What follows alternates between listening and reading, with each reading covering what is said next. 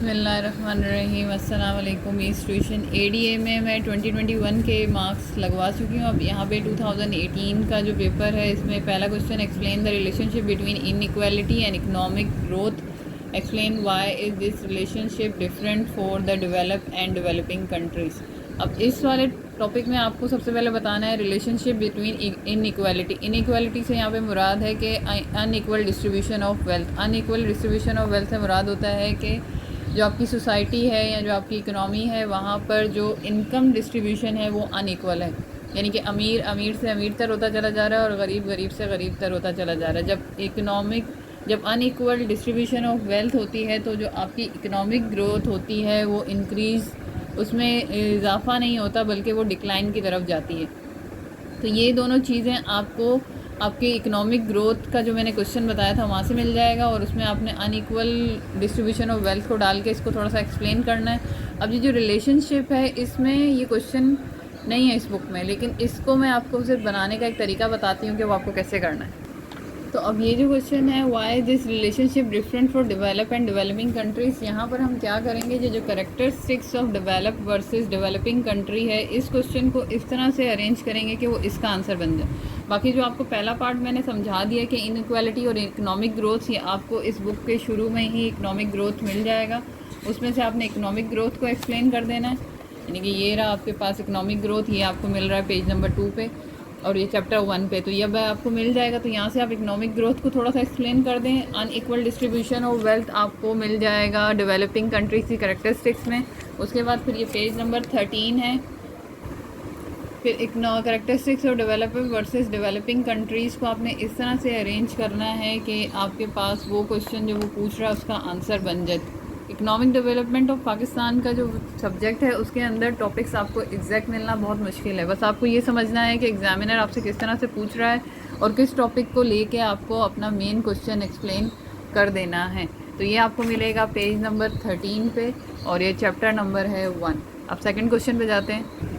अब ये 2018 में क्वेश्चन नंबर 2 है, discuss the importance of human capital for the social and economic development. तो ये पूरा सेम टॉपिक यहाँ पे इस बुक में मौजूद है। चैप्टर नंबर 6 में पेज नंबर 80 है ये, importance of human capital for social and economic development. ये क्वेश्चन यहाँ से शुरू हो रहा है और ये नेक्स्ट पेज पे आपको मिल जाएगा 81 यहाँ तक, और इसकी सिर्फ 6 हेडिंग्स हैं।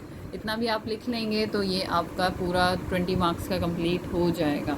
इसी तरह नेक्स्ट क्वेश्चन में चलते हैं।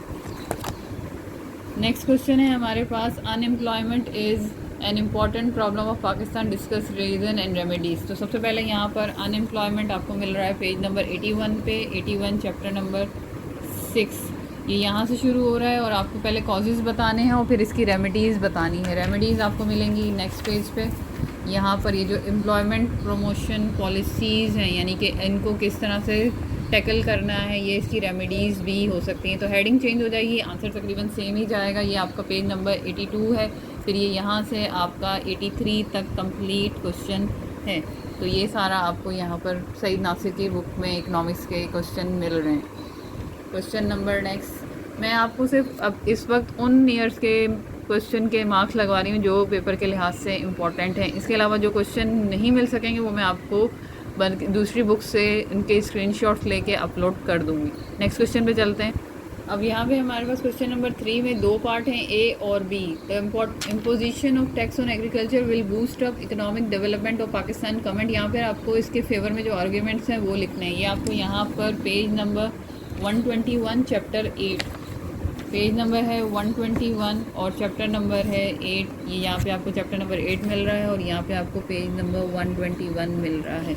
आपने यहाँ पे टैक्स ऑन एग्रीकल्चर इनकम लिखना है, इसका थोड़ा सा इंट्रोडक्शन लिखना है। Cases for agriculture income tax ये बताने हैं, यानी कि इसके फेवर में जो कमेंट है वो यहाँ तक आपको मिल जाएंगे। यहाँ आर्ग्यूमेंट्स अगेंस्ट हैं, उन्होंने सिर्फ आपको ये पूछा है कि वो किस तरह से बूस्टअप कर सकता है। तो आपको सिर्फ और सिर्फ इसके फेवर में जो आर्ग्यूमेंट्स हैं वो बताने हैं, वो यहाँ तक आ जाएंगे पेज 122 पर। यहाँ तक ये 3 का ए पार्ट हो जाएगा। अब 3 का बी पार्ट देखते हैं। इसके 3B में वो आपसे पूछ रहा है, discuss the role of mechanisation in the agriculture development of Pakistan. तो यहाँ पर आपको mechanisation of agriculture in Pakistan यहाँ से आपका शुरू हो रहा है। ये पेज नंबर 98 पे है और चैप्टर नंबर 7 है। यहाँ से इसके फेवर में आर्गुमेंट शुरू हो रहे हैं और आपको बस इसको यहाँ तक लिख देना है, क्योंकि ये अगेंस्ट है। यहाँ तक नहीं, सिर्फ इसके फेवर में जितना आएगा यहाँ तक, और ये आपका 10 मार्क्स का बनेगा, क्योंकि इसके 2 पार्ट हैं। 2 पार्ट होंगे तो 10 मार्क्स का भी आपका 3 पेज तक का आंसर चला जाएगा। तो ये यहाँ से शुरू हो रहा है सईद नासिर की बुक में। यहाँ से आपको ये सारे आर्गुमेंट्स लिखने हैं। आर्गुमेंट्स जो हेडिंग, अगर यहाँ आर्गुमेंट्स की हेडिंग लगी हुई है लेकिन पेपर में वो पूछ रहा है इम्पोर्टेंस, तो इसको आप इम्पोर्टेंस के लिहाज से मेंशन करें। जो हेडिंग एग्जामिनर पेपर में दे रहा है या क्वेश्चन के अंदर जो बात दे रहा है वही हेडिंग बनाएं। ये नहीं कि आपने हेडिंग यहाँ पे ये पढ़ी है तो वही हेडिंग लिख दें आप। तो हेडिंग को आपको थोड़ी सी अरेंज करके लिखनी पड़ेगी। तो ये हमारे 3B क्वेश्चन हो गए हैं। अब यहाँ पे हमारे पास 4 में भी 2 पार्ट हैं, 5 में भी 2 पार्ट हैं। Discuss the problem of capital formation इन पाकिस्तान। आपको यहाँ पे बताना है कि कैपिटल फॉर्मेशन में क्या मसाइल हैं, सरमाए की तश्कील में पाकिस्तान में क्या मसाइल हैं। तो ये आपको पेज नंबर 48 पे मिल रहा है और ये है causes of low rate of capital, causes of low rate of capital formation इन पाकिस्तान, या इसको आप प्रॉब्लम ऑफ कैपिटल फॉर्मेशन भी कह सकते हैं। तो ये प्रॉब्लम्स आ जाएंगी, यहाँ से शुरू होगा, ये आपके पास नेक्स्ट पेज पे जाएगा, पेज नंबर 49 तक। ये आपको सिर्फ यहाँ तक लिख के देना है, क्योंकि मेजर टू इंक्रीज़ नहीं पूछा। अगर वो पूछ लेता रेमेडीज़ या सजेशन तो फिर आप ये क्वेश्चन में एडिशन करके इसको आंसर कर देते और ये नेक्स्ट पेज तक जाता। नेक्स्ट पेज पे ये यहाँ तक तकरीबन 14 हेडिंग्स तक पूरा हो जाता। तो ये आपके पास पेज नंबर 48 पे। यहाँ पे 4 का B पार्ट है, name the various internal external sources of industrial finance in Pakistan, highlight the role of any of one in the economic development of Pakistan. तो अब आपके पास ये जो क्वेश्चन है ये आपके पास मिल जाएगा 176 में। यहाँ पे पास इंडस्ट्रियल फाइनेंशियल इंस्टीट्यूट है, इतना पैराग्राफ ना लिखें, अब नाम बता दें। इंडस्ट्रियल डेवलपमेंट बैंक है, फिर Pakistan industrial credit and investment corporation है जिसको PICIC कहते हैं, पिक कहते हैं जिसको। National development finance corporation NDFC है, नेशनल इन्वेस्टमेंट ट्रस्ट NIT है। फिर इसके अलावा आपके पास इक्विटी पार्टिसिपेशन फंड है EPP। अब ये सारी आपके पास यहाँ पर अलग अलग फाइनेंशियल इंस्टीट्यूट हैं जिनसे इंडस्ट्रियल फाइनेंस हासिल होता है। अब वो आपसे इनके नाम मांग रहा है, इंटरनल एक्सटर्नल सोर्सेज, ये आपके इंटरनल सोर्सेज हैं। इसके अलावा आप किसी एक्सटर्नल सोर्सेज से भी आप पैसा ले सकते हैं, उनमें से किसी एक को आपको एक्सप्लेन करना है। 2 याद कर लें, तो नाम लिखने के बाद आप बस उनको एक्सप्लेन कर देंगे तो ये आपका इंडस्ट्रियल फाइनेंशियल इंस्टीट्यूट हो जाएगा। और ये पेज नंबर है 176 चैप्टर 11। ये यहाँ से जा रहा है 177 पेज पे और ये 178 चैप्टर 11 यहाँ तक ये कंप्लीट हो रहा है। किसी एक को एक्सप्लेन करने को कहा है उसने, आपको बस नाम आपको सबके लिख देने हैं। नेक्स्ट क्वेश्चन पे चलते हैं। अब यहाँ पे हमारे पास क्वेश्चन नंबर 5 का जो B है उसमें है foreign investment differ from foreign add. अब फॉरेन इन्वेस्टमेंट और फॉरेन एड में फ़र्क क्या होता है? फॉरेन इन्वेस्टमेंट ये होती है कि बाहर की कंपनीज आपके मुल्क में आके इन्वेस्टमेंट करती हैं, जिससे लोगों को फिर वहाँ पे प्रोडक्शन होती है, फिर वहाँ पे आपको जॉब मिलती है, फिर सैलरी होती है, इनकम होती है, और फिर सेविंग और इन्वेस्टमेंट का ये चक्कर चलता रहता है। तो इन्वेस्टमेंट में आप कोई बाहर से इंडस्ट्री या कंपनी आके आपके मुल्क में इन्वेस्टमेंट करे, ये फॉरेन इन्वेस्टमेंट कहलाती है। फॉरेन एड होती है जो आपको इमदाद मिलती है बाहर के मुल्क से। तो वो पूछ रहे हैं कि इनमें डिफरेंस क्या है। तो ये आपको 314 पेज पे इसका फॉरेन इन्वेस्टमेंट या फॉरेन डायरेक्ट इन्वेस्टमेंट के बारे में मिल जाएगा ये, और 308 पेज पे आपको मिल जाएगा। अच्छा, 314 पेज पे चैप्टर नंबर है 18 और 308 पेज पे जो है चैप्टर नंबर है 18 में ही यहाँ पर आ जाके आपको मिल जाएगा ये फॉरेन एड या टाइप्स ऑफ फॉरेन एड या एक्सटर्नल डेट जिसको हम कहते हैं। ये फॉरेन एड यहाँ से आपको मिल जाए। तो इन दोनों को आपने इस तरह से मिला के एक सवाल बना लेना है ताकि ये आपका फॉरेन एड और फॉरेन इन्वेस्टमेंट का जो डिफरेंस है वो आप एक्सप्लेन कर सकें। फिर इसके जो बाकी पार्ट है कुछ, अब यहाँ पे हमारे पास क्वेश्चन नंबर 5 का B पार्ट है, foreign investment plays an important role in the economic development of Pakistan. ये क्वेश्चन बुक में अप्रोप्रिएट नहीं है, ये मैं अलग से बना के आपको वीडियो अपलोड कर दूँगी, तो ये वहाँ पर मैं मैंशन करूँगी, आपको मिल जाएगा।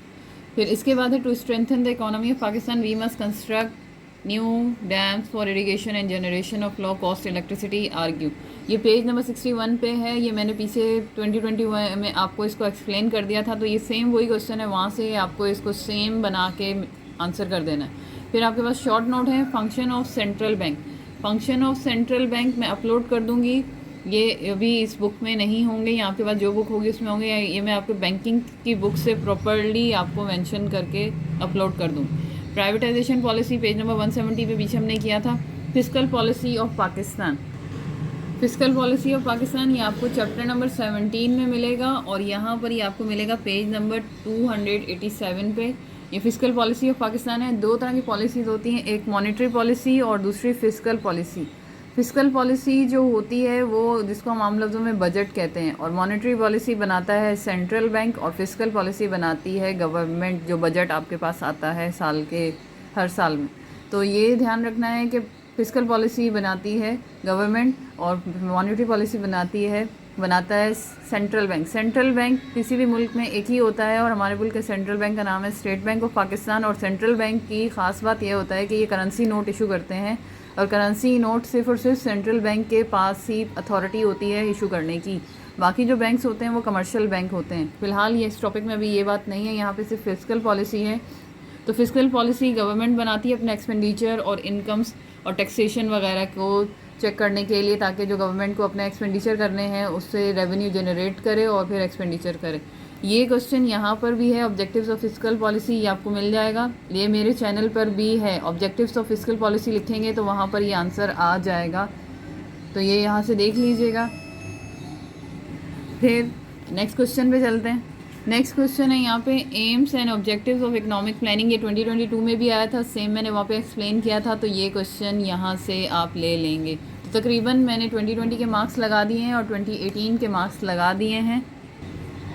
और सी पैक का जो क्वेश्चन था 2020 में, यहाँ पर ये वाला कुछ 2020 में जो सी पैक का क्वेश्चन था, ये क्वेश्चन मैं अपलोड कर चुकी हूँ, आप इसके वहाँ से देख सकते हैं। अपने टॉपिक्स को प्रिपेयर करना शुरू करें और अगर आपको मुझसे कोई हेल्प चाहिए तो कमेंट सेक्शन में मुझे बताइए, ताकि मैं आप लोगों के लिए वो टॉपिक्स प्रिपेयर कर सकूं। और मैथ सेक्शन की तैयारी करना शुरू कर दें, क्योंकि अभी से ही करना शुरू करेंगे तो आपको अपनी मिस्टेक्स पता चलेंगी। पेपर कब हैं कब नहीं है किसी को कुछ पता नहीं, रिज़ल्ट कब है कब नहीं है किसी को कुछ पता नहीं।